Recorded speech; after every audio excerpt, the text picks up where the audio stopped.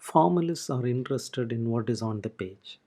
They argue that it is only the textual detail that should be of interest to a critic. Continental formalism began in Russia. That is why we also hear the name Russian formalism.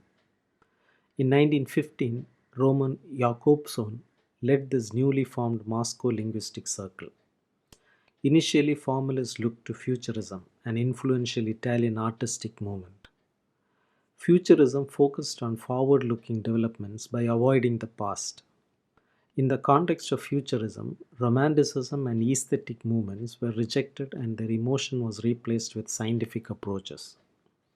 Formalism views literary text as having unique qualities that distinguish it from other kinds of written text such as journalism and memoir. This was termed as literariness by Jakobson. Formalism can be seen as an effort to consider how literariness functions. The answer for this is introduced by Slowsky in his essay Art as Technique. Slowsky proposed defamiliarization or making strange in his essay. Defamiliarization is a tendency of literature to make language strange through the use of literary devices and structures. Poetry, he argues, does not use the language in its normal, everyday fashion, but rather in a special way.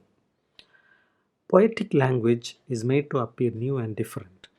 It is constructed different from the practical language of everyday communication. Eichenbaum, in his essay Formal Method, outlines the specific qualities of poetic language.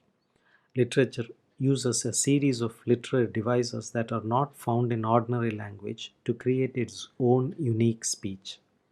These devices tell the reader what is being presented is not real or factual but imaginative.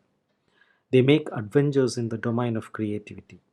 Rhythm and musicality distinguishes it from practical language. Formalism also questioned the idea that devices could be interpreted without reference to when and by whom they were used. Literary devices are static and functions depend on the context for their work. Formalism also considers how defamiliarization functions through difference. The principal interest for formalists, therefore, is the textual presence because it indicates the form of the text.